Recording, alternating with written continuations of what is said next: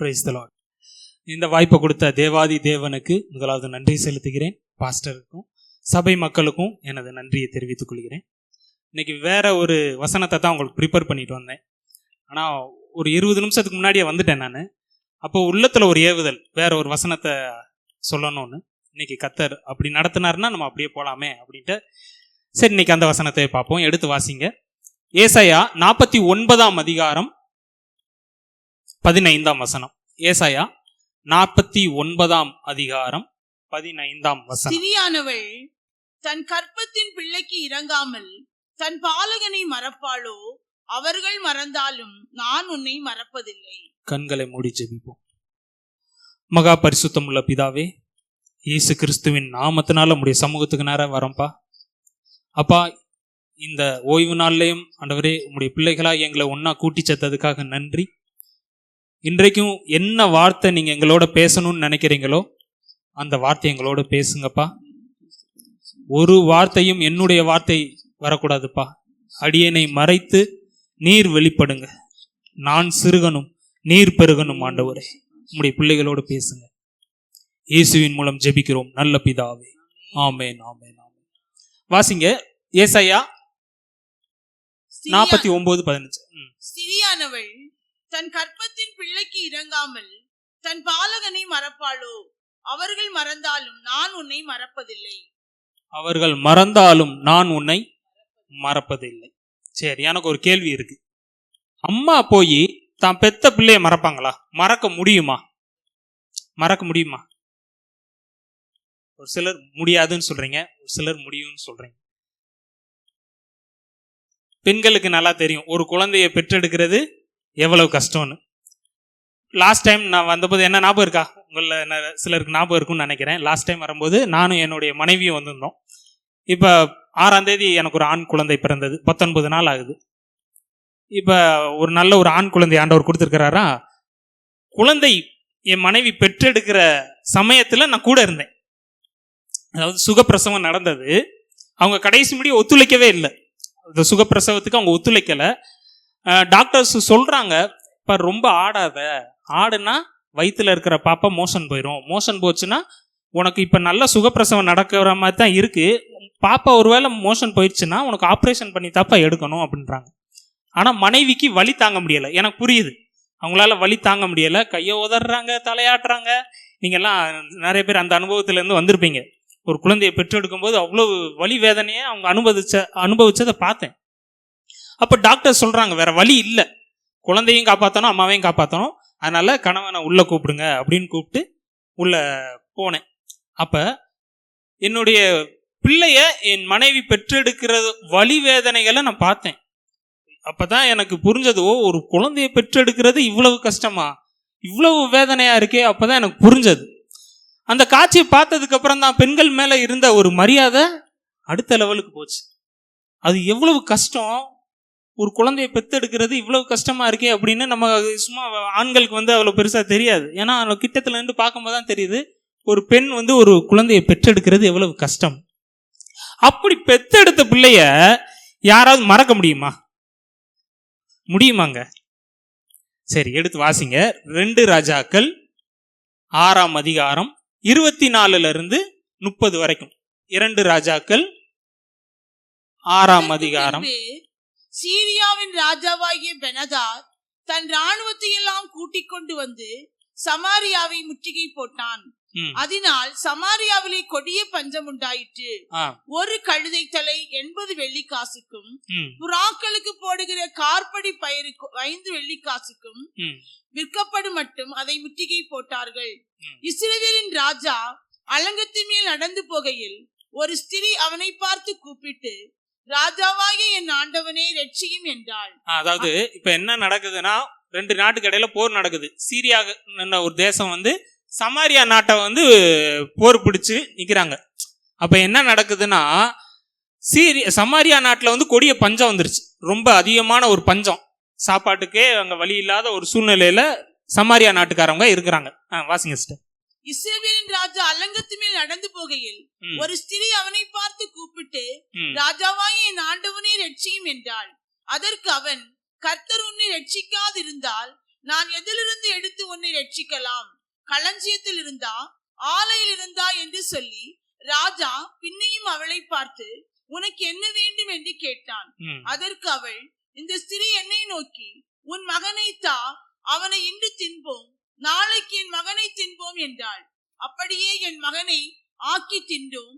மறுநாளில் நான் இவளை நோக்கி, நான் உன் மகனை தின்ன அவனை தா என்றேன். அவள் தன் மகனை ஒழித்து விட்டாள் என்றாள். அந்த ஸ்திரீயின் வார்த்தைகளை ராஜா கேட்டவுடனே அலங்கத்தின் மேல் நடந்து போகிற அவன் தன் வஸ்திரங்களை கிழித்துக் கொண்டான். அவன் உள்ளே தன் சரீரத்தின் மேல் இரட்டு உடுத்தி இருக்கிறதை ஜனங்கள் கண்டார்கள். அவன் சாப்பாத்தின் குமாரனாகிய எலிசாவின் தலை. என்ன நடந்ததுன்னா, பஞ்சம், கொடிய பஞ்சமா இருக்கு, சாப்பாட்டுக்கே வழி இல்ல. அப்ப ரெண்டு அம்மாமாருக்கு என்ன பண்ணிக்கிறாங்க, ஒப்பந்தம் போட்டுக்கிறாங்க. இன்னைக்கு உன் பிள்ளைய கூட சாப்பிடுவோம், நாளைக்கு என் பிள்ளைய சாப்பிடுவோம்னு. யாராவது பிள்ளைங்களை சமைச்சு சாப்பிடுவோமா? ஆனா அன்னைக்கு அப்படிப்பட்ட ஒரு சூழ்நிலை வந்துச்சு. தன்னுடைய பிள்ளைய சமைச்சு சாப்பிடுற ஒரு சூழ்நிலை வந்துச்சு. இப்ப சொல்லுங்க, அம்மாவால குழந்தைய மறக்க முடியுமா? முடியாதா? முடியும். நேற்றோ முந்தா நேற்றோ ஒரு நியூஸ் ஓடிக்கிட்டு இருந்தது. அப்ப திடீர்னு அந்த இடத்துல இருக்க வேண்டிய சூழ்நிலையில ஒரு நியூஸ் வந்து என் காதுல பட்டது. ஒரு அம்மா பிறந்த குழந்தைய அப்படியே பாத்ரூம்ல முக்கி கொன்னுட்டாங்க. என்னால் அந்த நியூஸை கேட்கவே முடியல. ஏன்னா நம்ம வீட்டில் ஒரு கை குழந்தை இருக்கா, அந்த நியூஸை கேட்கவே முடியல. என்னடா இப்படி எப்படிடா பண்ண முடியும் அப்படின்ட்டு டக்குன்னு அந்த இடத்த விட்டு போயிட்டேன். ஸோ அம்மாவால குழந்தைய மறக்க முடியுது. ஆனா அவங்க மறந்தாலும் நான் உன்னை மறப்பதில்லைன்னு ஆண்டவர் உங்களை பார்த்து சொல்றார். ரோமர் 5:8 எடுத்து வாசிங்க. ரோமர் 5:8. வாசிங்க. ரோமர் 5:8. நாம் பாவிகளாய் இருக்கையில் கிறிஸ்து நமக்காக மரித்ததினாலே தேவன் நம்மேல் வைத்த தமது அன்பை விளங்க பண்ணுகிறார். இன்னைக்கு செய்திக்கு ஒரு தலைப்பு கொடுக்கணும்னா, தேவனுடைய அன்பு. இன்னைக்கு நம்ம தியானிக்க போறதே தேவனுடைய அன்பை குறித்து தான் தியானிக்க போறோம். அந்த வசனத்தை வாசிங்க மறுபடியும். நாம் பாவிகளாய் இருக்கையில் கிறிஸ்து நமக்காக மரித்ததினாலே தேவன் நம்மேல் வைத்த தமது அன்பை விளங்க பண்ணுகிறார். நாம் பாவிகளாய் இருக்கையில் கிறிஸ்து நமக்காக மரித்தார். நம்ம நல்லவங்களா இருக்கும்போது இல்ல, நம்ம நீதிமான்களா இருக்கும்போது இல்ல, நம்ம பாவிகளா இருக்கும்போது நம்முடைய தண்டனைய அவர் ஏத்துக்கிட்டார். நம்ம செஞ்ச பாவத்துக்கு நமக்கு தான் தண்டனை வரணும். ஆனா என்னுடைய தண்டனைய, நீங்க செஞ்ச பாவத்துக்குரிய தண்டனைய அவர் சிலுவையின் மேல சுமந்தாராம். ஆதியில பாத்தீங்கன்னா, ஆண்டவர் மனிதனை படைக்கும் போது நல்லா தான் படைச்சார். அவனை எப்படி படைச்சாரு? ஆதியாகமம் 2:7 இருக்கிற மாதிரி அவனை மண்ணுல படைச்சு ஜீவ சுவாசத்தை அவன் மேல ஊதுனார். அப்ப மனுஷன் ஜீவ ஆத்மாவானா. அவனை படைக்கும் போது அவன் தம்முடைய சாயல்ல ஆண்டவர் வந்து மனிதனை படைக்கிறாரு. நல்லவனா தான் படைச்சாரு. மனிதர்களும் எப்படி இருந்தாங்க? தேவனோட உறவாடக்கூடியவங்களா இருந்தாங்க. முழு மகிமையினால நிரப்பப்பட்டவங்களா மனிதர்கள் இருந்தாங்க. ஆனா ஒரு கட்டத்துல என்ன வந்துருச்சு? தோட்டத்துக்குள்ள பாவம் வந்துருச்சு. சர்ப்பம் வந்து ஏவாளை வஞ்சித்துருச்சு. இந்த ஆண்டவர் சொல்றாரு, இந்த பழத்தை நீ சாப்பிடக்கூடாதுன்னு சொல்றாங்க. ஆனா ஏவாள் வஞ்சிக்கப்பட்டதுனால என்ன பண்ணிட்டாங்க? பழத்தை எடுத்து சாப்பிட்டாங்க. ஆதாமுக்குள்ளேயும் அந்த பாவம் வந்துருச்சு. ஒரே மனுஷனால பூமிக்குள்ள பாவம் வந்துருச்சு. சரி, மனுஷனுக்குள்ள பாவம் வந்துருச்சு, அவனோட நின்றுச்சா அப்படின்னா அப்படி இல்லை. அது என்ன பண்ண ஆரம்பிச்சிருச்சு? பாவம் வந்து அடுத்தடுத்த ஜெனரேஷனுக்கு வர ஆரம்பிச்சிருச்சு. அடுத்து யார் பாவம் செஞ்சது? காயின், ஆபேல்னு 2 பிள்ளைங்க பிறக்கிறாங்க, ஆதாமுக்கும் ஏவாளுக்கும். அப்ப காயினுக்கு பொறாமையெல்லாம் வருது. அதுவும் பாவம் தானே. அது யாரும் சொல்லி கொடுக்குறாங்களா? என்ன சொல்லி கொடுக்கல. ஆனா காயினுக்குள்ள பொறாமை வருது. ஆபேலுடைய காணிக்கை ஆண்டவர் அங்கீகரிக்கிறாரு, தன்னுடைய காணிக்கை ஆண்டவர் அங்கீகரிக்கலையேன்னு அவனுக்குள்ள பொறாமை வருது. அது நிமித்தம் என்ன பண்றான்? தன்னுடைய சொந்த சகோதரனை கொலை செஞ்சிடறான். அப்ப இதெல்லாம் அவனுக்கு யார் சொல்லி கொடுத்தாங்களா? கொலை செய்யறதெல்லாம் அவனுக்கு இதுக்கு முன்னாடி தெரிஞ்சிருக்கவே செய்யாது. அவன் அது வரைக்கும் பார்த்ததெல்லாம் மிருகங்களை பலி கொடுக்கறது தான் பார்த்துருப்பான். ஆனா அவன் முத என்ன பண்றான்? கொலை செய்ய ஆரம்பிக்கிறான். அப்ப ஆதாமும் ஏவாளும் செஞ்ச பாவம் அவங்களோட நிக்கல. என்ன பண்ணுது? அடுத்தடுத்த ஜெனரேஷனுக்கு வந்துகிட்டே தான் இருக்கு. இது அவங்க எதிர்பார்த்திருப்பாங்களா என்னன்னு தெரியல. இப்ப எனக்கு குழந்தை பிறந்திருக்கு இல்லையா, குழந்தைய வந்து பாக்குறதுக்கு வருவாங்க, நிறைய பேர் வராங்க. அப்ப சின்ன பிள்ளைங்களை தூக்கிட்டு வருவாங்க. இப்ப சின்ன பிள்ளைங்களை தூக்கிட்டு வந்துட்டு அந்த பிள்ளைங்களை இறக்கி விட்டுட்டு என்னுடைய குழந்தைய அந்த அம்மா தூக்கும் போது அந்த குழந்தைக்கு ஒரு பொறாமை வருது. யார் சொல்லி கொடுக்குறாங்களான்னா கிடையாது. ஏன்னா குட்டி சின்ன சின்ன பிள்ளைங்க அதுக்கு வந்து என்ன பண்ணுது, அம்மாவுடைய சேலையை பிடிச்சி இழுக்குது, என் பிள்ளைய அடிக்க வருதுங்க. அதுகளுக்கு தெரியல. ஆனால் யார் சொல்லி கொடுக்குறோமா இந்த மாதிரி அம்மா வந்து தூக்கி வச்சா பொறாமப்படணும் அப்படின்னு யார் சொல்லி கொடுக்குறோமா? எதுவும் சொல்லி கொடுக்கறது இல்லை. ஆனால் இயற்கையாக என்ன பண்ணுது, அந்த சுபாவத்திலேயே குழந்தைகளுக்கு அந்த பாவம் இருக்குது. அதுகளுக்கு கோபம் வருது, அதுகளுக்கு பொறாமப்படுது, அதுக்கு திட்டுது அம்மாவை. அதில் பேச்சே வராட்டியும் என்னமோ சொல்லி திட்டுது, பிடிச்சி இழுக்குது, அம்மாவை அடிக்குது. இதெல்லாம் யாரும் சொல்லி கொடுக்கறது இல்லை. அப்போ ஆதாமும் ஏவாளும் செஞ்ச பாவம் என்ன பண்ணுது, அடுத்தடுத்த ஜென்ரேஷனுக்கு வந்துக்கிட்டு தான் இருக்கு. இந்த பாவத்தின் விளைவு என்னங்க?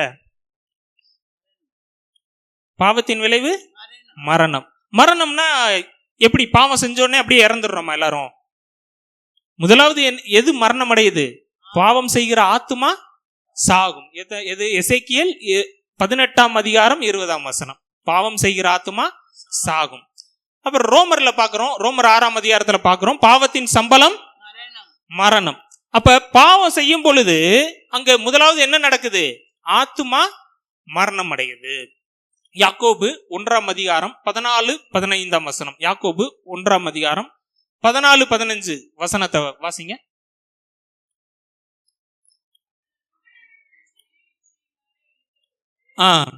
சிக்குண்டு சோதிக்கப்படுகிறான், பின்பு இச்சையானது கர்ப்பந்தரித்து பாவத்தை பிறப்பிக்கும்,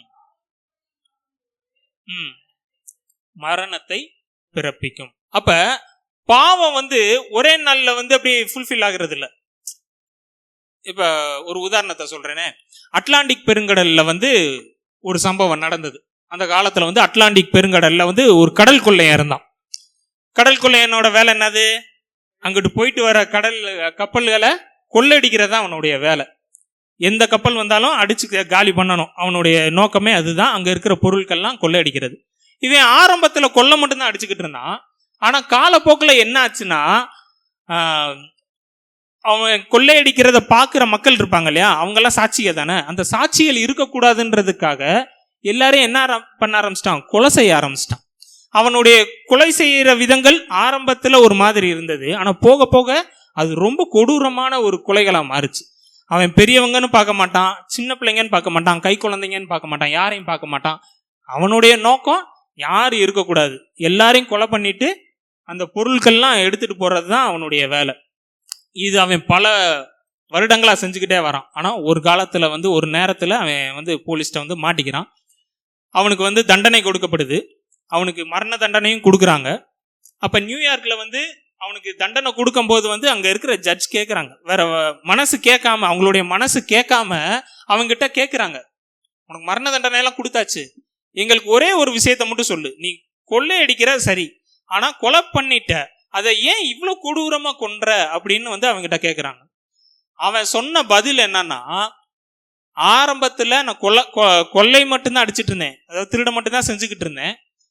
ஆனால் எனக்கு எப்போ சாட்சிகள்லாம் இருக்கிறாங்க, இவங்களால நான் மாட்டுவேன்னு தெரிஞ்சதோ அப்போவே நான் வந்து கொலை பண்ண ஆரம்பித்தேன். ஆரம்பத்தில் முதல் கொலை பண்ணும் பொழுது எனக்கு பதட்டமாக தான் இருந்துச்சு, ரொம்ப பயமாக இருந்தது. ஆனால் அதை கேட்குறதுக்கு யாருமே இல்லைன்னொடனே அடுத்தடுத்து 1, 2 ஆச்சு, 2, 3 ஆச்சு. ஆனால் இதை கேட்கவே யாரும் இல்லை, என்னை யாரும் கண்டுபிடிக்கலன்ற பட்சத்தில் நான் என்ன பண்ண ஆரம்பிச்சிட்டேன், 30 கொலைகள் 40 கொலைகளை சர்வசாதாரணமாக பண்ண ஆரம்பிச்சிட்டேன். அதுக்கப்புறம் அந்த கொலைகளையுமே ரொம்ப கொடூரமாக பண்ண ஆரம்பிச்சிட்டேன்னு வாக்குமூலம் கொடுத்தானா. இன்னைக்கு பல சமயங்களில் நம்ம செய்கிற பாவங்களும் அப்படிதான். ஆரம்பத்தில் நல்லா யோசித்து பாருங்க, ஆரம்பத்தில் பாவம் செய்யும்போது நெஞ்சு எப்படி இருக்கும்? படபட படபடன்னு இருக்கும். சின்ன தப்பு, சின்ன ஒரு பொய் பேசினா கூட, ஐயோ ஆண்டவருக்கு விரோதமாக நம்ம பொய் பேசிட்டோமே அப்படின்னு என்ன பண்ணுவோம், நெஞ்சு படபட படபட படபடன்னு இருக்கும். ஆனால் அந்த பாவத்திலே நம்ம பழகும் போது என்ன ஆகும்? சர்வசாதாரணமாக வந்துடும். அந்த பாவம் எப்படி வந்துடும்? சர்வசாதாரணமாக அந்த பாவத்தை செய்ய ஆரம்பிச்சிடும். அந்த தொடர்ந்து பொய்யா பேசுறவங்களை பாருங்க, பொய் வந்து எப்படி இருக்கும்? சர்வசாதாரணமாக வரும். அப்போ ஒரு மனுஷன் வந்து எப்படி இருக்கான்? அந்த முதல் வசனத்தை போடுங்க. அவனவன் தன் சுய இச்சையினாலே இழுக்கப்பட்டு சிக்குண்டு சோதிக்கப்படுகிறான். பின்பு இச்சையானது கற்பந்தரித்து பாவத்தை பிறப்பிக்கும். பாவம் பூரணமாகும் போது மரணத்தை பிறப்பிக்கும். பாவம் பூரணமாகும் போது மரணத்தை பிறப்பிக்கும். இப்ப பாவம் செய்கிற ஆத்மாலாம் செத்துக்கிட்டே இருக்கு. இதுக்கு ஏதாவது ஒரு தீர்வு கொடுத்தே ஆகணும். தேவன் இதுக்கு என்ன தீர்வு கொடுத்தாரு? அதுக்கு முன்னாடி என்ன ஒரு தீர்வு கொடுத்தார்? அதுக்கு முன்னாடி அங்க போயிருங்க, ஆதாமியவாள் காலத்துக்கு போயிருங்க. அதுல இருந்து கொஞ்சம் பீரியட் தள்ளி வந்து மோசே காலத்துக்கு வந்துருங்க. ஏன்னா இப்பதான் அது வரைக்கும் மனசாட்சியின் காலமா இருந்தது. அதுக்கப்புறம் ஆண்டவர் வந்து அந்த எறாவை மாத்துறாரு. என்ன பண்ணாரு? கரெக்ட் சொல்ல வந்தீங்க. பலிகள்னு ஒரு சிஸ்டத்தை கொண்டு வராரு. மனுஷன் பாவம் செய்யும் பொழுது ரத்தம் சிந்தப்படணும். எந்த வசனம்? லேவியராகமம் 17ஆம் அதிகாரம் 11ஆம் வசனம் வாசிங்க. லேவியராகமம் 17 தான் நினைக்கிறேன். 17ஆம் அதிகாரம் 11ஆம் வசனம். அதேதான். மாம்சத்தின் உயிர் ரத்தத்தில் இருக்கிறது.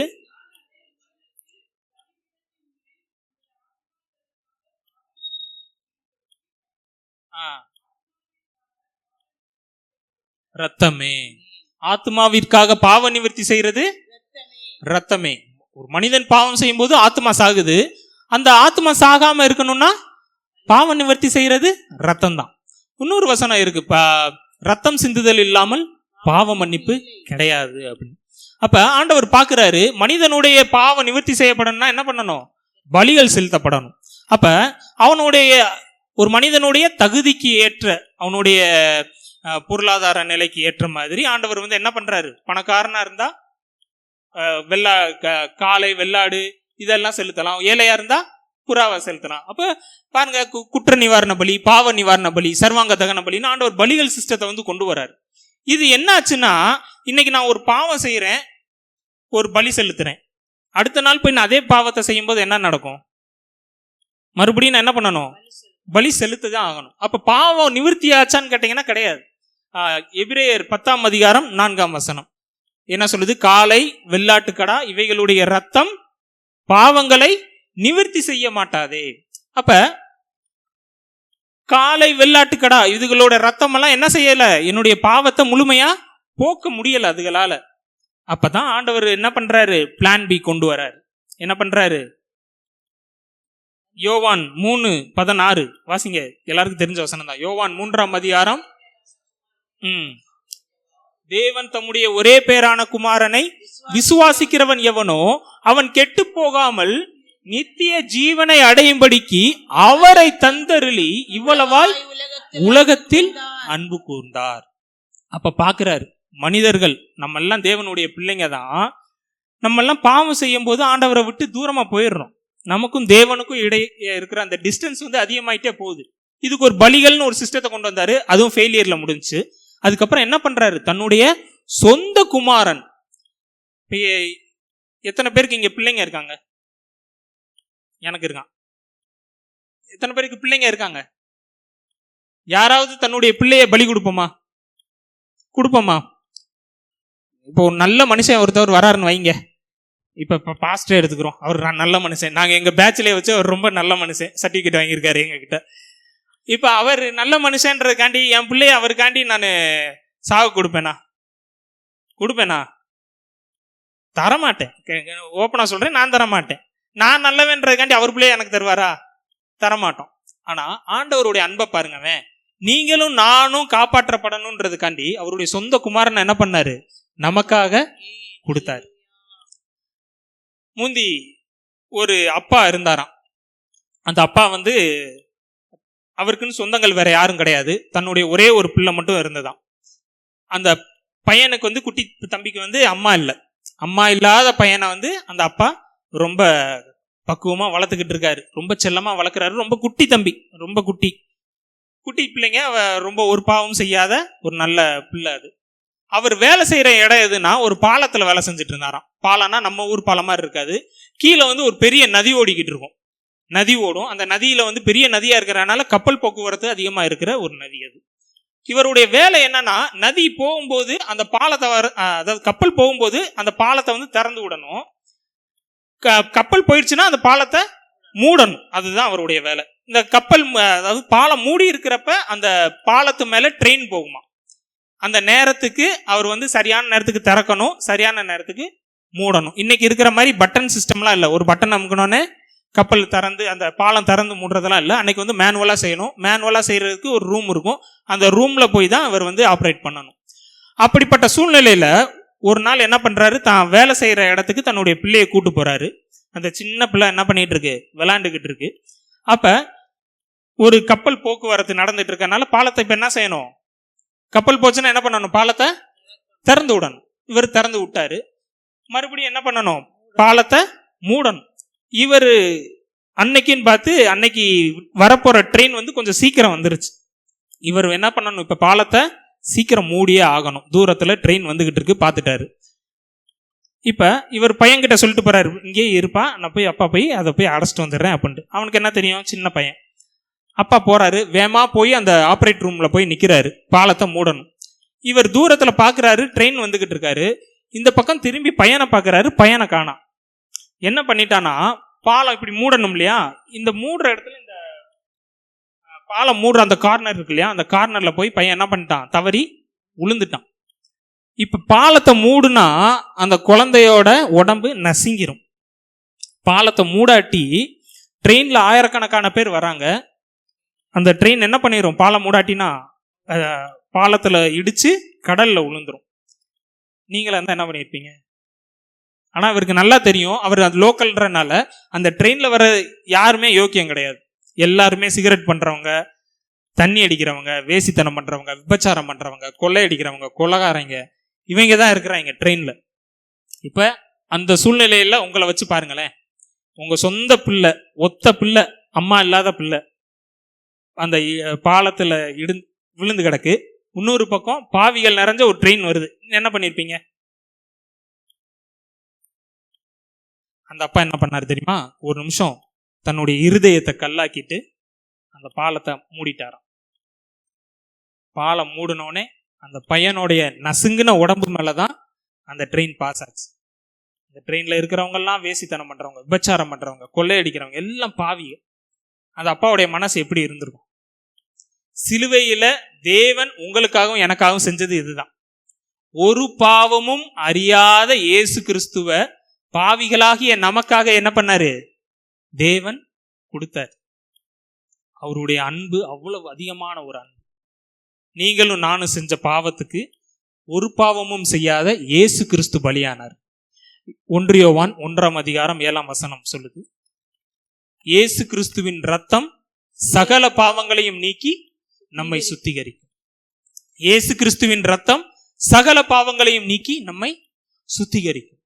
நீங்க எப்பேற்பட்ட பாவம் செஞ்சிருந்தாலும் இயேசு கிறிஸ்துவின் ரத்தம் என்ன பண்ணும், உங்களை சுத்திகரிக்கும். நீங்க ஒருவேளை சர்ச்சுக்கு வந்திருக்கலாம். சர்ச்சுக்கு வந்தனால நம்ம நல்லவங்க எல்லாம் கிடையாது.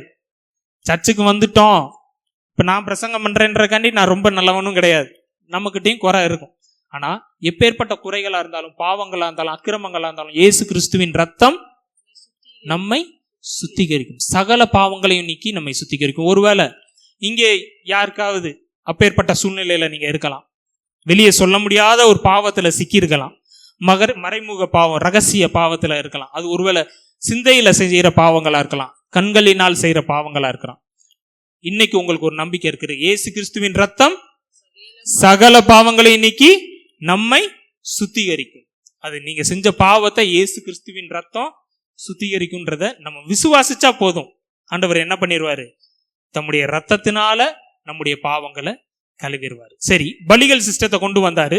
இது பலிகள் ஃபெயில் ஆனதுக்கு அப்புறம் ஆண்டவரை என்ன பண்றாரு, தன்னுடைய சொந்த குமாரனை கொடுத்து அவரை காப்பாத்திட்டார். அதாவது நம்மளை காப்பாத்திட்டார். இப்ப ஒரு கேள்வி இருக்கு. நான் வந்து மீடியா மினிஸ்ட்ரி பண்றேன். மீடியாலாம் அந்த சோசியல் மீடியாஸ்ல வந்து அதன் மூலியமாக ஆண்டவரை பத்தி நான் சொல்றேன். இன்ஸ்டாகிராம், ஃபேஸ்புக், யூடியூப்ல எல்லாம் பண்ணிக்கிட்டு இருக்கோம். அப்படி நான் ஒரு வீடியோ போடும்போது எனக்கு ஒரு கமெண்ட் வந்திருந்தது. அது படிக்கும்போது எனக்கு கொஞ்சம் கஷ்டமா தான் இருந்தது. என்ன கேட்டிருந்தாங்கன்னா, 3 ஆணியை புடுங்க தெரியாதவன் உலக ரட்சகனாம் அப்படின்னு போட்டிருந்தாங்க. புரியுதா உங்களுக்கு? 3 ஆணியை புடுங்க தெரியாதவன் உலக ரட்சகனாம். என்ன அர்த்தத்துல சொல்றாருன்னு உங்களுக்கு புரிஞ்சா? என்னது?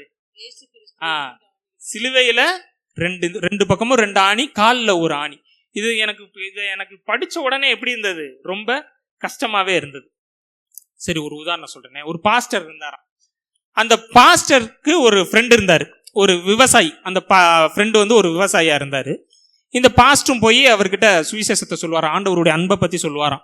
ஆண்டவர் உங்களுடைய பாவங்களுக்காகத்தான் சிலுவையில மரிச்சாரு, நீங்க இயேசுவை ஏத்துக்கிட்டா போதும், நீங்க வேற ஒன்றும் செய்ய வேணாம், இயேசுவே நீங்க என் பாவங்களுக்காகத்தான் மரிச்சீங்கன்றதை நான் நம்புறேன், இதை மட்டும் நீங்க சொல்லுங்க, நீங்க வந்து ரட்சிக்கப்படுவீங்க, இது வந்து ஒரு சிம்பிளான ஒரு வேதம் அப்படின்னு அவர் எத்தனை தடவை சுவிசேஷம் சொன்னாலும் இந்த நண்பர் வந்து ஒரு விவசாயி, இவர் என்ன சொல்லுவாராம், நான் ஏத்துக்கிற மாட்டேன், இயேசு கடவுளா இருந்தா அவர் என்ன பண்ணியிருக்கணும், சிலுவையிலிருந்து இறங்கி வந்திருக்கணும். ஆனா வந்தாரா இயேசு? இயேசு வரல. அப்ப தன்னைத்தானே அவரால் காப்பாத்திக்கொள்ள முடியல. ஒரு வசனம் கூட இருக்கு, மத்தேயு 27 42 வசனம் வாசிங்க. மத்தேயு 27:42.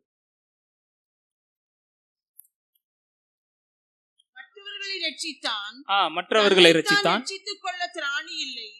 இவன் இஸ்ரவேலின் ராஜாவானால் இப்பொழுது சிலுவையிலிருந்து இறங்கி வரட்டும், அப்பொழுது இவனை விசுவாசிப்போம். இந்த கான்டெக்ஸ்ட் என்னதுன்னா, இஸ்ரவேலின் ராஜா அப்படின்னா அந்த காலத்துல வந்து யார இஸ்ரவேலின் ராஜான்னு எதிர்பார்த்துட்டு இருந்தாங்கன்னா மேசியாவை தான் எதிர்பார்த்துட்டு இருந்தாங்க. மேசியா வருவாரு, இஸ்ரவேலின் ராஜாவா இருப்பாரு அப்படின்றத வந்து விசுவாசிச்சாங்க. அதனால தான் சொல்றாங்க, இவன் இஸ்ரவேலின் ராஜாவா இருந்தா சிலுவையில இருந்து இறங்கி வரட்டும். அதை இன்னொரு பக்கம் வாசிக்கணும், அவர் மேசியாவா இருந்தா என்ன பண்ணட்டும், சிலுவையில இருந்து இறங்கி வரட்டும். நம்ம ஊருக்கு புரியுற மாதிரி சொல்லணும்னா, அவர் கடவுளா இருந்தா என்ன பண்ணட்டும், சிலுவையில இருந்து இறங்கி வரட்டும். இதைத்தான் அந்த விவசாயியும் தொடர்ந்து கேட்டுக்கிட்டே இருப்பாராம். இந்த பாஸ்டருக்கு அதுக்கு மேல என்ன சொல்றதுன்னே அவருக்கு தெரியாதாம். அப்ப ஒரு நாள் என்ன நடந்ததுதான், இந்த ஃப்ரெண்டும் இந்த பாஸ்டரும் சேர்ந்து என்ன பண்ணாங்க, அவருடைய கோழி பண்ணைக்கு வந்து போயிட்டு இருந்தாங்களாம். அந்த விவசாயியோட கோழி பண்ணைக்கு ஒரு நாள் போயிட்டு இருந்தாங்களாம். அப்படி உள்ள போகும்போதே அவங்களுக்கு ஒரு அசௌகரியமா உணர்ந்தாங்க, என்னடா ஏதோ வித்தியாசமா இருக்கே அப்படின்னு. உள்ள போய் பார்த்தா ஒரு காட்சி பார்க்குறாங்க. ஒரு ஓரத்துல ஒரு கோழி என்ன பண்ணியிருக்கான், தன்னுடைய செட்டைகளை நல்லா விரிச்ச மாணிக்க அப்படியே அசையாம அப்படியே இருந்திருக்கு. கிட்டத்துல போய் பார்த்துருக்காங்க, கோழியோட தலையை சுத்தி ஒரே ரத்தம். போய் அந்த விவசாயி தொட்டு பார்த்துருக்கிறாரு, உடம்பு ஜில்லுன்னு இருந்திருக்கு. என்ன அர்த்தம், கோழி செத்து போச்சு. ஆனா இவருக்கு என்ன புரியலன்னா, கோழி ஏன் செட்டைகளை விரிச்ச மாணிக்க செத்து கிடக்கு அப்படின்னு செட்டைகளை தூக்கிட்டு பார்த்தா அந்த கோழி குஞ்சுகள்லாம் என்ன பண்ணிட்டு இருக்கு, பயந்து போய் அப்படியே ஒளிஞ்ச மாணிக்கு அப்படியே செட்டைகளுக்குள்ள போகுது. இவங்க தூக்கி பார்க்க பார்க்க அப்படியே உள்ள போகுது, பயந்து போய் இருக்கு. அப்பதான் அவங்க அங்க இருக்க சூழ்நிலையெல்லாம் பாக்குறாங்க, அது அடிக்கடி இந்த கீரி பிள்ளைகள்லாம் வர இடம். அப்ப ஏதோ ஒரு கீரிக்குட்டி வந்திருக்கு. கீரிக்குட்டி வந்து என்ன பண்ணிருக்கு, ஏதோ ஒரு கோழி குஞ்ச கவிட்டு போக பார்த்திருக்கு. அந்த போராட்டத்துல அம்மா என்ன பண்ணிருக்கு, அதோட உயிரை கொடுத்துருக்கு. இப்ப ஒரு கேள்வி, அந்த கோழி நினைச்சிருந்தா தப்பிச்சிருக்க முடியுமா முடியாதா? கோழி நினைச்சிருந்தா தப்பிச்சிருக்க முடியுமா முடியாதா? கண்டிப்பா முடிஞ்சிருக்கும். ஏன், ஒரே ஒரு கோழி குஞ்சு தானே எடுத்துட்டு போகுது அப்படின்னு விட்டுருந்தா என்ன பண்ணிருக்கோம், ஈஸியா தப்பிச்சிருக்கும் அந்த கோழி. ஆனா அந்த கோழி அப்படி விட்டுச்சா? கிடையாது. அது என்ன பண்ணுச்சு, என்னுடைய ஒரு கோழி குஞ்சா இருந்தாலும் என்னை தாண்டி தான் நீ அதை தொட முடியும் அப்படின்றதுக்காக தன்னுடைய உயிரை கொடுத்து என்ன பண்ணுச்சு, தன்னுடைய கோழி குஞ்சுகளை காப்பாத்து. இந்த சம்பவத்தை பார்த்து இதுல இருந்து தான் அந்த பாஸ்ட் வந்து அந்த விவசாயிக்கு வந்து சுவிசேஷத்தை சொன்னாராம். ஆண்டவரா இயேசு கிறிஸ்து நினைச்சிருந்தா என்ன பண்ணிருக்க முடியும், சிலுவையில இருந்து இறங்கி வந்திருக்க முடியும். ஆனா அவர் வாண்டடா என்ன பண்ணாரு, தன்னுடைய உயிரை கொடுத்தாரு. ஏன்னா அவர் மரிக்காட்டினா அந்த இடத்துல யார் மரிக்கணும், நம்ம மரிக்கணும். நீங்களும் நானும் செஞ்ச பாவத்துக்கு நீங்களும் நானும் தான் சாகணும். நீங்களும் நானும் செஞ்ச பாவத்துக்கு உங்களுக்கும் எனக்கும் தான் தண்டனை கிடைக்கணும். ஆனா அந்த தண்டனைய இயேசு என்ன பண்ணாரு, சிலுவையின் மேல சுமந்தாரு. இந்த காரியத்தை சொல்லித்தான் அந்த பாஸ்டர் அந்த விவசாய நண்பரை ரட்சிப்புக்குள்ள நடத்தினாராம். இன்னைக்கும் நம்ம பல சமயங்கள்ல பார்க்கலாம், இயேசுவின் அன்பை வந்து நம்ம வந்து அநேகருக்கு சொல்றோம். அதே நேரத்துல நம்மளும் அதை என்ன பண்ணிக்கணும், ஃபர்ஸ்ட் புரிஞ்சுக்கணும். அப்படி புரியும் பொழுதுதான் ஆண்டவர் நமக்காக செஞ்ச காரியம் இவ்வளவு பெருசுன்றது நமக்கே தெரியும். கடைசியா ஒரு வசனத்தை வாசிப்போமே. யோவான் 1:12 வாசிங்க. யோவான் 1:12. அவருடைய நாமத்தின் மேல் விசுவாசம் உள்ளவர்களாய் அவரை ஏற்றுக்கொண்டவர்கள் எத்தனை பேர்களோ அத்தனை பேர்களும் தேவனுடைய பிள்ளைகள் ஆகும்படி அவர்களுக்கு அதிகாரம் கொடுத்தார். அவருடைய நாமத்தின் மேல் விசுவாசம் உள்ளவர்களாய் அவரை ஏற்றுக்கொண்டவர்கள் எத்தனை பேர்களோ அத்தனை பேர்களும் தேவனுடைய பிள்ளைகளாகும்படி அவர்களுக்கு அதிகாரம் கொடுத்தார். இப்ப இதுல எத்தனை பேர்லாம் ஏசப்பா பிள்ளைங்க? ஏசப்பா பிள்ளைங்க சும்மா வெக்கப்படாதீங்க. இதுக்கே நம்ம வெக்கப்பட்டோம்னா அப்புறம் எப்படி போய் சுவிசேஷம் சொல்லு. நம்ம எல்லாருமே ஏசப்பா பிள்ளைங்க. சரி, இப்போ உதாரணத்துக்கு நான் ஏசப்பா பிள்ளை, எனக்கு ஒரு குழந்தை பிறந்திருக்கு. அவன் என்னது ஏசப்பாக்கு பேரனா? அவன் எப்படி கூடுவான்? இப்போ எனக்கு அத்தை ஒருத்தவங்க இருக்காங்க. எங்கள் அத்தை கிட்ட வந்து ஒருத்தர் வந்து சொல்லியிருக்காரு, ஏசு மாமா எப்படி இருக்காரு அப்படின்னு. இவங்களுக்கு ஒன்றும் புரியலை. ஏசு மாமாவா? என்ன சொல்கிறேன்? ஆமாம், ஏசு உங்களுக்கு அப்பானா எனக்கு மாமா தானே அப்படின்னு இருக்காரு. ஸோ நம்ம அந்த மாதிரி பார்க்கக்கூடாது. இப்போ ஏசு எனக்கு அப்பானா என் பிள்ளைக்கு அவர் தாத்தாவா? கிடையாது. இங்கே என்ன கான்செப்ட்னா, அவரை யாரெல்லாம் ஏற்றுக்கிறாங்களோ அப்போ தான் அவங்க என்ன பண்ணுறாங்க? பிள்ளைகளா மாறுறாங்க. இப்போ என்ன பண்ணுது? அவருடைய நாமத்தின் மேல் விசுவாசம் உள்ளவர்களாய் அவரை ஏற்றுக்கொண்டவர்கள் எத்தனை பேர்களோ அத்தனை பேர்களும் தேவனுடைய பிள்ளைகளாகும்படி அவர்களுக்கு அதிகாரம் கொடுத்தார். ஆண்ட்ரூ ஜேக்சன் ஒரு அமெரிக்க பிரசிடென்ட் ஒருத்தவர் இருந்தார். அவருடைய காலத்துல அவர் ஆட்சி செய்யும் பொழுது ஒரு கேஸ் வந்து அவருக்கு வந்து வருது. என்ன கேஸ்னா, ஒருத்தவங்க வந்து சொல்றாங்க, இந்த மாதிரி ஒரு குற்றவாளிக்கு வந்து தண்டனை கொடுக்க போறாங்க, மரண தண்டனை வந்து கொடுக்க போறாங்க அப்படின்ற ஒரு கேஸ் வந்து அவருக்கு வருது. அந்த குற்றவாளியை பத்தி இவர் கொஞ்சம் விசாரிச்சு பார்க்குறாரு. அவனுக்கு குடும்பம் இருக்கு, அவருக்கு ஒரு மனைவி இருக்காங்க, பிள்ளைங்க, அழகான பிள்ளைங்கள்லாம் இருக்குன்னொன்னே இந்த ஆண்ட்ரூ ஜேக்சன் பிரசிடென்ட்டுக்கு வந்து மனசு கேட்கல. சரி, என்னதான் குற்றம் செஞ்சிருந்தாலும் அவனுக்கு மரண தண்டனை கொடுக்கக்கூடாது, அவனுக்கு ஒரு ஃபேமிலி இருக்கு, அதனால என்ன பண்ணிடணும், அவனுக்கு வந்து மன்னிப்பு கொடுத்துடலாம், பொது மன்னிப்பு கொடுத்துடலாம் அப்படின்னு ஆண்ட்ரூ ஜேக்சன் வந்து ஒரு முடிவு எடுக்கிறாரு. அதன்படி அவன் கேட்கல. யார் கேட்கல? குற்றவாளி கேட்கல. இந்த அமெரிக்க பிரசிடென்ட்டே தானா முன்ன வந்து என்ன பண்றாரு? ஒரு மன்னிப்பு கடிதத்தை எழுதுறாரு. அவனுக்கு என்ன பண்ணணும்? பொது மன்னிப்பு கொடுக்கணும் அப்படின்னு ஒரு மன்னிப்பு கடிதத்தை எழுதி ஜெயிலுக்கு அனுப்புறாரு. அங்க இருக்கிற ஜெயிலர்கள்லாம் வாங்கி பாக்குறாங்க. அவங்களுக்கும் ஒரு சந்தோஷம், பரவாயில்லப்பா இவனுக்கு ஃபேமிலி இருக்கு, இவன் சாக தேவையில்ல, அதனால என்ன பண்ணலாம் அப்படின்னு போய் அவன்கிட்ட போய் சொல்றாங்க. அவன்கிட்ட போய், எப்பா இந்த மாதிரி அமெரிக்க ஜனாதிபதியே என்ன பண்றாரு, உன்னை மன்னிச்சுட்டாருப்பா, உனக்கு வந்து விடுதலை ஆக போற அப்படின்னு சொன்னோன்னே அவன் கொஞ்சம் திமிரு பிடிச்சவன் என்ன பண்ணா, என்ன மன்னிக்கிறதுக்கு அவர் யாரு? நான் கேட்டேன், அவர்கிட்ட மன்னிப்பு கேட்டேனா அப்படின்னு அவன் என்ன பண்ணிட்டான், கர்வமா நிக்கிறான். அந்த என்ன சொல்லுவாங்க, தன்னதை விட்டு கொடுக்காம இருக்கான் அவன். தன்னுடைய அது என்ன சொல்லுவாங்க, கௌரவத்தை வந்து விட்டு கொடுக்காம இருக்கான்.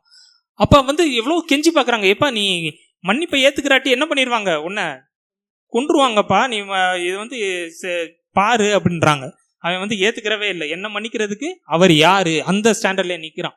அப்ப வந்து அவனுடைய குடும்பத்தை வந்து அனுப்பிச்சு விடுறாங்க, நீங்க போய் என்ன பண்ணுங்க, அவங்ககிட்ட போய் சொல்லுங்க, மன்னிப்பை வந்து அக்செப்ட் பண்ண சொல்லுங்க அப்படின்னோடனே அவன் என்ன பண்றான், மன்னிப்பை ஏத்துக்கல. ஃப்ரெண்ட்ஸ் அனுப்புறாங்க, ஃப்ரெண்ட்ஸுக்கிட்டேயும் சொல்றான், அவருடைய மன்னிப்பெல்லாம் நான் ஏத்துக்கிற முடியாதுன்னு. ஜெயிலர்களும் வந்து கேட்குறாங்க, அட்வொகேட்ஸ் எல்லாம் வராங்க. ஏன்னா இது சாதாரண மேட்டர் இல்லை. அவனை மன்னிச்சது யாரு? அமெரிக்க நாட்டுடைய ஜனாதிபதி அவனை மன்னிச்சிருக்கிறாரு. அதனால அட்வொகேட்ஸ் எல்லாம், பெரிய பெரிய அட்வொகேட்ஸ் எல்லாம் வந்து சொல்றாங்க, இப்பா இந்த மாதிரி நீ வந்து அவர் மன்னிச்சிட்டாரு, நீ அதை மட்டும் ஏத்துக்கிட்டா போதுப்பா அப்படின்றாங்க. அவர் வந்து கடைசி முடிய அவன் ஒத்துக்கிறவே இல்லை. இப்போ ஒரு கன்ஃபியூஷன் வந்துருச்சு, டேட்டு நெருங்கிட்டு இருக்கு, அவனை மரண தண்டனை கொடுக்கணும். நம்ம ஊர்ல மாதிரி தூக்கு தண்டனை இல்லை, அவங்க வந்து ஃபாரின்ல வந்து வேற ஒரு தண்டனை அமெரிக்க தேசத்துல. அப்ப மரண தண்டனை கொடுக்கணுமா, இவனை வந்து விடுதலை செய்யணுமான்னு அவங்களுக்குள்ளே ஒரு கன்ஃபியூஷன். அப்ப இந்த கேஸ் என்ன பண்ணிருச்சுன்னா நீதிமன்றத்துக்கு போகுது. நீதிமன்றத்துக்கு போனோடனே அங்க இருக்கிற ஜட்ஜு வந்து ரெண்டு சைடும் விசாரிச்சு பார்த்துட்டு ஒரு தீர்ப்பு கொடுக்குறாங்க. இப்ப நீங்க தான் ஜட்ஜு, நீங்க என்ன தீர்ப்பு கொடுப்பீங்க சொல்லுங்க பாப்போம். நீங்க ஜட்ஜு, ஜனாதிபதி மன்னிச்சிட்டாரு, அவனுக்கு மன்னிப்பு கொடுப்பீங்களா இல்லைன்னா அவனை வந்து தூக்கு தண்டனை மரண தண்டனைக்குள்ள போட்டுருவீங்களா? நீங்க என்ன, சும்மா சொல்லுங்க, ஓப்பனா சொல்லுங்க. மன்னிச்சிருவீங்க. நீங்க மன்னிச்சிருவீங்க. சரி, ஆனா அங்க கோர்ட்ல என்ன கேஸ்ல தீர்ப்பு கொடுத்தாங்க தெரியுமா? என்னதான் மன்னித்தது அமெரிக்க ஜனாதிபதியாக இருந்தாலும் குற்றம் செய்த நபர் அந்த மன்னிப்பை ஏற்றுக்கொள்ளாத பட்சத்தில் அந்த மன்னிப்பு செல்லாது அப்படின்னு ஒரு தீர்ப்பு கொடுத்தாங்க. இப்ப அந்த நாள் வந்துச்சு, அவனை என்ன பண்ணிட்டாங்க, மரண தண்டனையை நிறைவேற்றிட்டாங்க. இப்ப இன்னொரு கேள்வி, யாருக்கு நஷ்டம்? ஜனாதிபதிக்கா? யாருக்கு நஷ்டம்? அவனுக்கு தான் நஷ்டம். இதேதான் நமக்கும். ஆண்டவர் நமக்கு சிலுவையில மன்னிப்பு கொடுத்துட்டார். இப்ப நம்ம என்ன செய்யணும், அந்த மன்னிப்பை ஏற்றுக்கொள்ளணும். அவருடைய நாமத்தின் மேல் விசுவாசம் வச்சு அவரை நம்ம ஏத்துக்கிறணும். அவரை ஏத்துக்கிறது தான் அவருடைய மன்னிப்பை நம்ம ஏத்துக்கிறதுன்னு அர்த்தம். அப்ப ஒரு மனிதன் ரட்சிக்கப்படுறதுன்னா என்னது? இயேசு எனக்காகத்தான் பிறந்து வந்தாரு, என்னுடைய பாவங்களுக்காக சிலுவையில மரித்தாரு, அவருடைய ரத்தத்தை சிந்தினாரு, அந்த ரத்தத்தால நான் கழுவப்பட்டேன். இயேசு 3வது நாள் உயிரோட எழுந்து இருக்கிறாரு, இன்னைக்கு அவர் உயிரோட இருக்கிறாரு. இதை நம்புறது தான் ரட்சிப்பு. இதை நீங்க நம்பும்போது தான் என்ன செய்யுது, ரட்சிப்பு கிடைக்குது. இதே உங்களுக்கு ரட்சிப்பு வேணும்னா இத்தனை கிலோமீட்டர் நடங்க, இங்க ஜெருசலேம் வரைக்கும் போயிட்டு வாங்க அப்படின்னா நம்ம செஞ்சுருவோம். அது கஷ்டமான விஷயம்தான், அதை செஞ்சுருவோம்.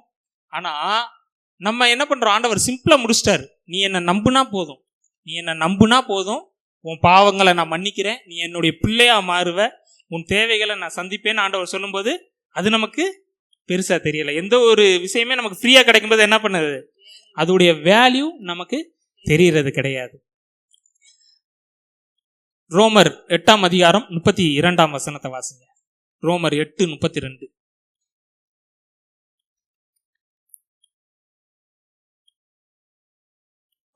தம்முடைய சொந்த குமாரன் என்றும் பாராமல் நம் எல்லாருக்காகவும் அவரை ஒப்பு கொடுத்தவர் அவரோட கூட மற்ற எல்லாவற்றையும் நமக்கு அருளாதிருப்பது எப்படி? தம்முடைய சொந்த குமாரன் என்றும் பாராமல் நம்ம எல்லாருக்காகவும் அவரை ஒப்பு கொடுத்தவர் அவரோட கூட மற்ற எல்லாவற்றையும் நமக்கு அருளாதிருப்பது எப்படி? இன்னைக்கு சர்ச்சுக்கு நீங்க எதுக்கு வந்திருக்கீங்க? ஏதோ ஒரு தேவையோட வந்திருப்பீங்க, அப்படித்தானே? ஆண்டவரை நேசித்து அவரை ஆராதிக்க வந்திருக்கிறோம், அது ஒரு பக்கம் இருக்கட்டும். ஆனா எல்லா மனிதர்களுக்குள்ளேயும் ஒரு தேவை இருக்கு. அது பொருளாதார தேவையா இருக்கலாம், கடன் பிரச்சனையிலிருந்து விடுதலை பெறணும்னு இருக்கலாம், பாவத்திலிருந்து விடுதலையா இருக்கலாம், நோயிலிருந்து விடுதலையா இருக்கலாம், எதிர்காலத்தை குறித்த கவலையா இருக்கலாம். எதுவா இருந்தாலும் இயேசுகிட்ட இன்னைக்கு நீங்க சொல்ல போறீங்க. ஏன்னா தேவன் என்ன பண்ணியிருக்கிறாரு, அவருடைய சொந்த குமாரனவே உங்களுக்காக மரிக்கிறதுக்காக கொடுத்தவர். உங்களுடைய சின்ன சின்ன வாழ்க்கை தேவையை சந்திக்க மாட்டாரா? சந்திப்பாரா மாட்டாரா? நிச்சயமா என்ன பண்ணுவாரு, இயேசு உங்க தேவைகளை சந்திப்பாரு. அப்படிப்பட்ட அன்புள்ள ஆண்டவர் இப்ப எங்க இருக்கிறாரு? நமக்குள்ள இருக்கிறாரு, பரலோகத்துல இருக்கிறாரு. அதே நேரத்தில் அவர் என்னது, ஆம்னி பிரசன்ட் காட். அவர் பரலோகத்திலையும் இருக்கிறாரு, நமக்குள்ளேயும் இருக்கிறாரு. 1 கொரிந்தியர் 3ஆம் அதிகாரம் 16-17 வசனத்துல சொல்லுது, நீங்களே தேவனுடைய ஆலயமா இருக்கிறீங்க. யோவான் 14ஆம் அதிகாரம் 23ஆம் வசனத்துல சொல்லுது, பிதாவும் இயேசுவும் எங்க இருக்கிறாங்களாம், நமக்குள்ள வாசம் பண்றாங்க. யோவான் 14:23 வாசித்தீங்கன்னா தெரியும். கொலோசையர் 1ஆம் அதிகாரம் 27ஆம் வசனம், கலாத்தியர் 2:20, யோவான் 17ஆம் அதிகாரம் 21-23 பார்த்தீங்கன்னா இயேசு கிறிஸ்து எங்க இருக்கிறாரு, நமக்குள்ள இருக்கிறாரு. யோவான் 14:23 பிதாவாகிய தேவன் நமக்குள்ள இருக்கிறாரு. 1 கொரிந்தியர் 6:18 பார்த்தீங்கன்னா 18-19 வசனத்துல பார்த்தீங்கன்னா பரிசுத்த ஆவியானவர் நமக்குள்ள இருக்கிறார். அப்ப பிதாசுதன் பரிசுத்த ஆவியாகிய தேவன் எங்க இருக்கிறாரு, நமக்குள்ள இருக்கிறாரு. நீங்களே தேவனுடைய ஆலயமா இருக்கிறீங்க. அவர் நமக்காக ஜீவனை கொடுத்தது மட்டும் இல்ல, அவர் நம்மளோட என்றென்றைக்கு இருக்கும்படி எங்க இருக்கிறாரு, நமக்குள்ளே வந்து வாசம் பண்றாரு. அந்த அளவுக்கு ஆண்டவர் என்ன பண்றாரு, நம்மள நேசிக்கிற ஆண்டவரா இருக்கிறாரு. இப்ப அவர் அன்புள்ள தேவனா இருக்கிறாரு. இப்ப அந்த அன்புள்ள தேவன் எனக்குள்ள இருக்கிறனால நம்ம எப்படிப்பட்டவங்களா இருப்போம், நம்மளும் அன்புள்ளவர்களா இருப்போம். அந்த அன்பை காண்பித்து நம்ம என்ன பண்ணணும், ஆத்தும ஆதாயத்தை இனி நம்ம செய்யணும். எல்லாரும் கண்களை மூடி ஜெபிப்போம்.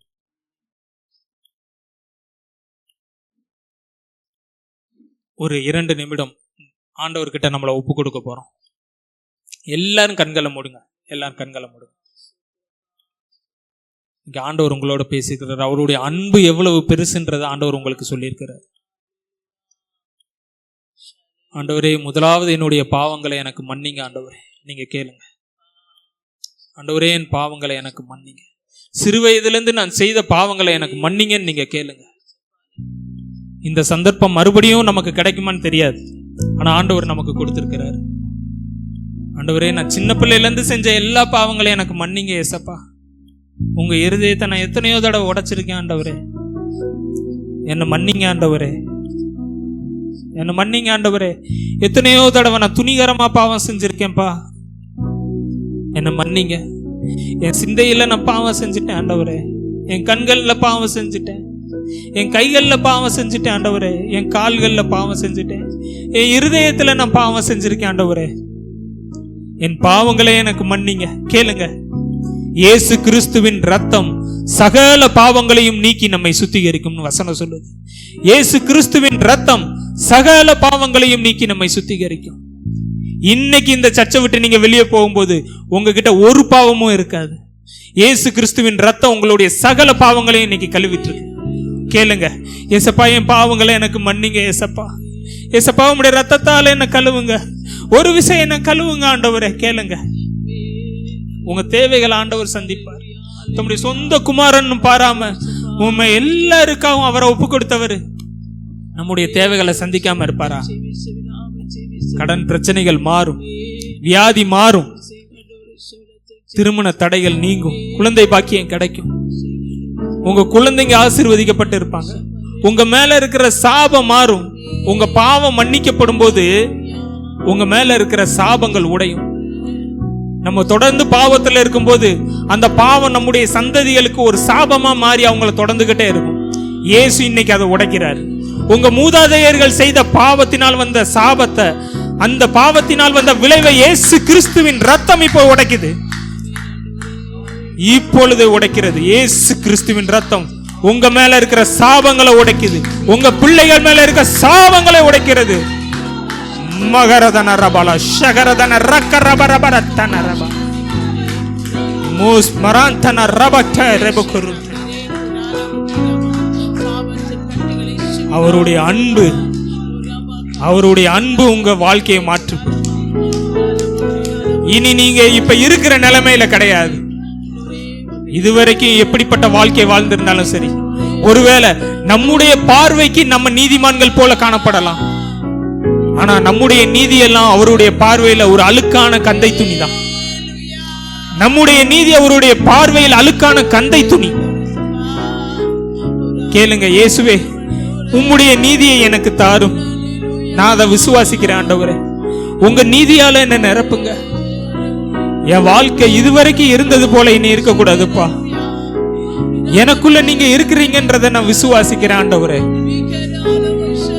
என் வாழ்க்கை மாறணும் ஆண்டவரே, மகிமையால எங்களை நிரப்புங்க ஆண்டவரே.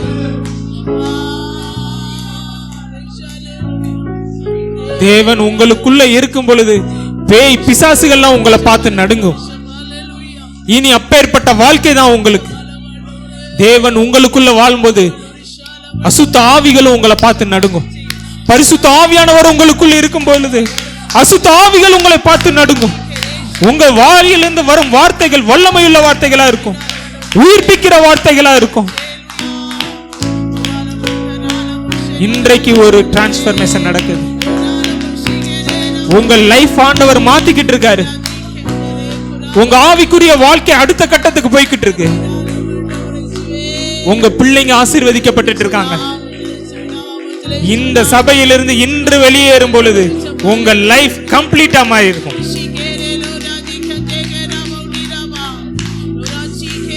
ஆண்டவரே எங்களை ஒரு விசை மன்னியும், ஒரு விசை மன்னியும், மன்னியும், மன்னியும். எங்களை முற்றிலும் கரத்தில் ஒப்பு கொடுக்கிறோம்.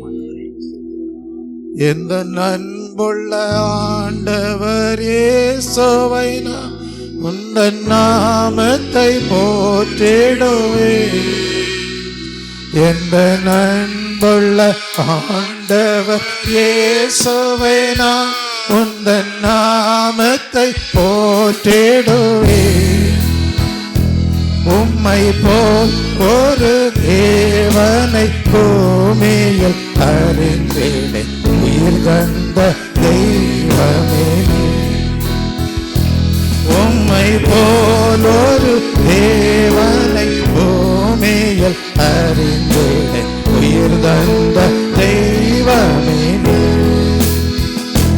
ஆனந்தம் ஆனந்தமே, அல்லும் பகலிலும் பாடிடுவே. ஆனந்தம் ஆனந்தமே, அல்லும் பகலிலும் பாடிடுவே. இயேசுவே எங்கள் ஆண்டவரே, இயேசுவே எங்கள் ஆண்டவரே. பெற்ற தாயும் என் தந்தையும் மாணவரே, மற்றும் எல்லாம் எனக்கும் நீரே. பெற்ற தாயும் என் தந்தையும் மாணவரே, மற்றும் எல்லாம் எனக்கும் நீரே. வானம் பூமியும் யாவுமே மாறிடினும் நீரோ வாக்கு மாறாதவனே. வானம் பூமியும் யாவுமே மாறிடினும் நீரோ வாக்கு மாறாதவரே. ஆனந்தம் ஆனந்தமே, அல்லும் பகலிலும் பாடிடுவே. ஆனந்தம் ஆனந்தமே, அல்லும் பகலிலும் பாடிடுவே. இயேசுவே எந்தன் ஆருயிரே, இயேசுவே எந்தன் ஆருயிரே, இயேசுவே எந்தன் ஆருயிரே, இயேசுவே எந்தன் ஆருயிரே. தேவாவியானவர் சதுரோடு இடைப்பட்டு நம்மோடு பேசின எல்லா தேவ அன்பிற்குரிய வார்த்தைகளுக்காக தேவனை ஸ்தோத்தரிப்போம். ஸ்தோத்திரம் ஸ்தோத்திரம் ஸ்தோத்திரம். ஸ்பர்ஜன் டேவிட் அவர்கள் ஜெபிப்பார். ஸ்தோத்திரிக்கிறோம் கர்த்தாவே, நல்ல ஆராதனை வேலைக்காகவும் உள்ளத்தோடு ஸ்தோத்திரிக்கிறோம் ஆண்டவரே. இம்மட்டும் நீர் எங்களோடு இடைப்பட்டு ஆண்டவரே அப்பா வழி நடத்தின தயவுக்காக மக்கள் நன்றி ஆண்டவரே. நன்றி நன்றி நன்றி கர்த்தாவே. நீர் நல்லவர் வல்லவர் ஆண்டவரே அப்பா. நீ செய்த நன்மைகளை நிர்மலத்தோடு ஸ்தோத்திரிக்கிறோம் ஆண்டவரே. உண்மை ஆராதிக்கக்கூடிய ஆண்டவரே அப்பா. ஹல்லேலூயா. நல்ல ஒரு ஆராதனை தந்த ஆண்டவரே, உம்முடைய வசனங்கள் மூலமாய் நீர் எங்களோடு பேசினபடியால் உமக்கு நன்றி ஆண்டவரே அப்பா. ஹல்லேலூயா. தாய் தன் பாலனை மறந்தாலும் நான் உன்னை மறவேன் என்று நன்றி சொல்லி ஆண்டவரே அப்பா. உடைய வார்த்தைகளை ஆண்டவரே நீர் எவ்வளவா எங்களை நேசித்திருக்கிறீர், எவ்வளவா எங்களுக்கு என் மீது அன்பு கூர்ந்திருக்கிறீர் என்பதை ஆண்டவரே அப்பா வெளிப்படையாய் ஆண்டவரே எங்களோடு பேசினபடியால் உமக்கு நன்றி ஆண்டவரே. அந்த அன்பை ஆண்டவரே நாங்கள் உதறி தள்ளாதபடி ஆண்டவரே நாங்கள் ஒவ்வொருவரும் ஆண்டவரே அப்பா அந்த அன்பை பெற்றுக்கொள்ள பாத்திரவான்களாய் ஆண்டவரே நீர் எங்களை இழுத்து கொண்டபடியால் உமக்கு நன்றி ஆண்டவரே. இந்த அன்பை உணராமல் ஆண்டவரே எத்தனையோ ஆத்மாக்கள் ஆண்டவரே அப்பா அழிவுக்கு நேராக ஆண்டவரே சென்று கொண்டிருக்கிறார்கள் ஆண்டவரே. அந்த ஜனங்களுக்காக ஜெபிக்கிறோம் ஆண்டவரே. எங்கள் தேசத்திலே ஆண்டவரே 143 கோடி ஜனங்கள் ஆண்டவரே உன்னுடைய அன்பை அறியாமல் உணராமல் உன் அன்பை உணர்ந்து ஆண்டவரே ஏற்றுக்கொள்ளாதபடி அவைகளை உதறி தள்ளி ஆண்டவரே மரணத்துக்கு நேராக சென்று கொண்டிருக்கிறார் ஆண்டவரே. இந்த ஜனங்களுக்காக நாங்கள் ஜெபிக்கிறோம் ஆண்டவரே அப்பா. சிறு கூட்டமாக இருந்தாலும் ஆண்டவரே உள்ளத்தின் ஆழத்திலிருந்து ஆண்டவரே நாங்கள் ஜெபிக்கிறோம் ஆண்டவரே. இந்த ஜனங்களுக்காக நீர் இரக்கம் பாராட்ட வேண்டும் ஆண்டவரே அப்பா. நீர் ரத்தம் சிந்திருக்கிறீர் ஆண்டவரே, அவர்களுக்கு மீட்பை ஏற்படுத்தியிருக்கிறீர். ஆனாலும் ஆண்டவரே கரண் ஆண்டவரே கல்லான இருதயம் ஆண்டவரே அப்பா ஹல்லேலூயா சதையான இருதயமாய் மாறட்டும் ஆண்டவரே. இவர்கள் இருதயங்கள் எல்லாம் ஆண்டவர் உணர்வடையட்டும் ஆண்டவரே. உணர்வில்லாத இவர்கள் இருதயங்கள் எல்லாம் உணர்வடையட்டும் ஆண்டவரே. ஜனங்கள் எல்லாம் உணர்வடைந்து ஆண்டவரே உம்முடைய அன்பை ருசித்து உம்முடைய அன்பை ஏற்றுக்கொண்டு உம்முடைய பிள்ளைகளாக மாற ஆண்டவரே உம்முடைய வரிக்கு ஆயத்தப்பட கிருபை செய்ய வேண்டும் என்று ஜெபிக்கிறோம். எங்கள் தேசத்தை நீ ரட்சிக்க வேண்டும் என்று ஜெபிக்கிறோம் ஆண்டவரே. எல்லா ஜனங்கள் ஒருவரும் கெட்டு போது உமக்கு சித்தம் அல்ல ஆண்டவரே. எல்லா ஜனங்களும் ரட்சிக்கப்படும்படியாக நாங்கள் ஜெபிக்கிறோம் ஆண்டவரே அப்பா. எங்கள் ஜெபத்தை கேட்டு ஆண்டவரே அப்பா உம்முடைய அன்பை இந்த ஜனங்கள் எல்லாம் காணும்படி அவள் கண்களை திறந்து ஆண்டவரே இருதயங்களை திறந்து உம்மை ஏற்றுக்கொண்டு உம்முடைய பிள்ளைகளாக மாறும்படி ஜெபிக்கிறோம் ஆண்டவரே. இருதயத்தை திறந்தள்ளும் ஆண்டவரே, இருதயத்தை திறந்தள்ளும் ஆண்டவரே, இருதயங்களை திறந்தள்ளும் ஆண்டவரே. ஜனங்களுடைய இதயங்களை திறந்தள்ளும் ஆண்டவரே. எல்லா கட்டுகளும் மறந்து போகட்டும் ஆண்டவரே.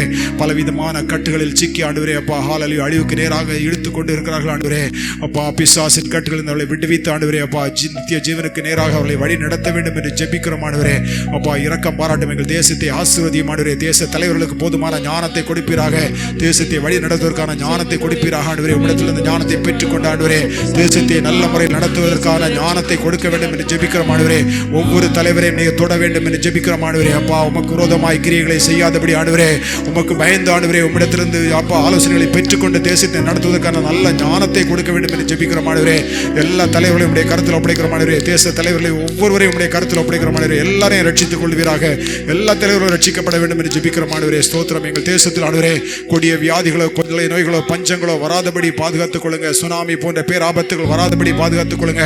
பூமி எதிர்ச்சி வராதபடி பாதுகாத்துக் கொள்ளுங்க ஆண்டவரே. எல்லா தீங்குக்கும் விலக்கி மறைத்து பாதுகாத்துக் கொள்ளுங்க ஆண்டவரே. தேசத்தை ஆசீர்வதியும் யுத்தங்களும் ஆண்டவரே எதுகளும் மீண்டும் வராதபடி பாதுகாத்துக் கொள்ளுங்க. கலவரங்கள் நடக்காதபடி பாதுகாத்துக் கொள்ளுங்க ஆண்டவரே. உயிர் சேதங்கள் வராதபடி பாதுகாத்துக் கொள்ளுங்க ஆண்டவரே.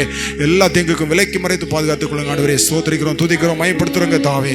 எல்லா துதிக்கான மகிமையா உமக்கே செலுத்துகிறோம். இயேசு கிறிஸ்துவின் விலையேற பெற்ற உம்முடைய பரிசுத்த நாமத்தில் ஜெபிக்கிறோம் பரம தகப்பனே. ஆமென். கர்த்தர் ஜெபத்தை கேட்ட தயவுக்காக தேவனை ஸ்தோத்தரிப்போம். ஸ்தோத்திரம், ஸ்தோத்திரம், ஸ்தோத்திரம். அன்பும் மகா கிருபையும் இரக்கமும் நிறைந்த பரலோக பிதாவே, உம்மை நன்றியுள்ள இருதயத்தோடு ஸ்தோத்தரிக்கிறேன். ஆசீர்வதிக்கப்பட்ட ஓய்வு நாளின் காலை வேளையில கர்த்தாவே, ஏசாயா தீர்க்கதரிசியின் புஸ்தகம் 49 அதிகாரம் 15 வசனத்தை தியானிக்க செய்த தயவுக்காக உமக்கு ஸ்தோத்திரம். ஸ்திரீயானவள் தன் கர்ப்பத்தின் பிள்ளைக்கு இறங்காமல் தன் பாலகனை மறப்பாளோ? அவர்கள் மறந்தாலும் நான் உன்னை மறப்பதில்லை என்கிற வசனத்தை தியானிக்க செய்தீரே. அந்த வசனத்தின் மூலமாக தேவரீர் உம்முடைய அன்பு எப்படிப்பட்டது என்பதை கர்த்தாவே உம்முடைய ஜனங்களை விளங்கிக் கொள்ள கர்த்தர் இந்த காலை வேளையிலே அனுக்கிரகம் செய்த தயவுக்காக உமக்கு ஸ்தோத்திரம். தேவனே, முழு மனுக்குலமும் ரட்சிக்கப்பட வேண்டும். அதற்காக உம்முடைய ஒரே பேரான குமாரனாகிய இயேசு கிறிஸ்துவையே பாவ நிவாரண பலியாக, கிருபாதார பலியாக ஒப்பு கொடுத்தீரே. இயேசுவே, அப்படி நீர் உம்மையே அர்ப்பணித்தபடியால் உம்மை ஏற்றுக்கொள்கிறவர்களுக்கு கர்த்தாவே தேவனுடைய பிள்ளைகளாகும்படி அதிகாரத்தை கொடுக்கிற உமக்கு நாங்கள் நன்றி செலுத்துகிறோம். கர்த்தாவே, தேவனுடைய பிள்ளைகளாக அதிகாரத்தை பெற்றுக்கொள்கிறவர்களுக்கு மற்ற எல்லாவற்றையும் ஹல்லேலூயா கூட அருளுகிற தேவனாகவும் நீர் இருக்கிறீர் என்பதை இந்த நாளிலே கர்த்தாவே அறிந்து கொள்ள செய்த தயவுக்காக உமக்கு ஸ்தோத்திரம்.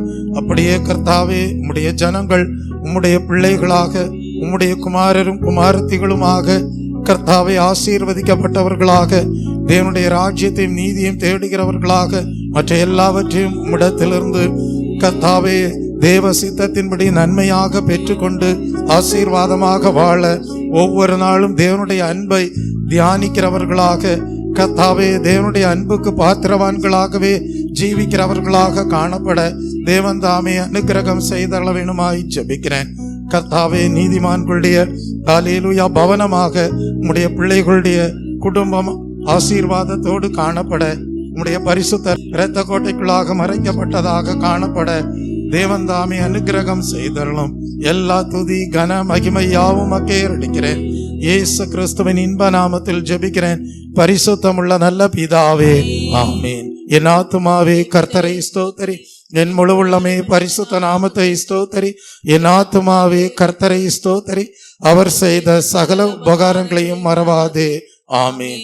நம்முடைய கர்த்தராகிய இயேசு கிறிஸ்துவுடைய கிருபையும் பிதாவாகிய தேவனுடைய அன்பும் பரிசுத்த ஆவியானவருடைய அந்யோன்ய ஐக்கியமும் இன்றும் என்றும் சதா காலங்களிலும் நம் அனைவரோடும் நம்முடைய குடும்பங்களோடும் சபையாரோடும் இருப்பதாக. ஆமீன். தேவன் என் அடைக்கலமே, என் கோட்டையும் அரணும்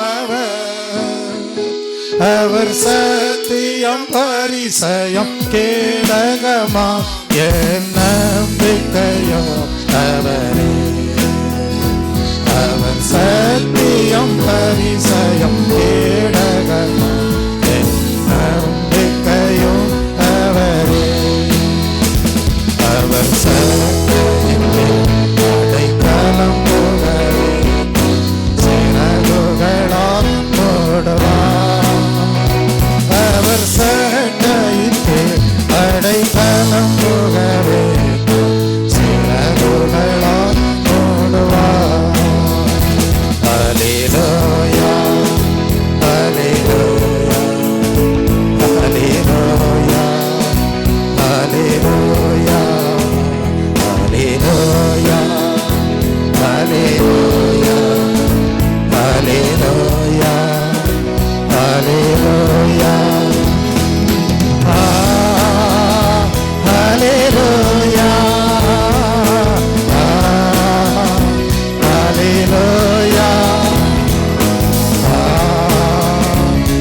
Hallelujah,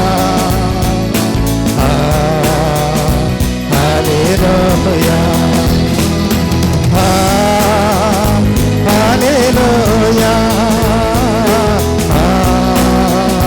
hallelujah, hallelujah, hallelujah,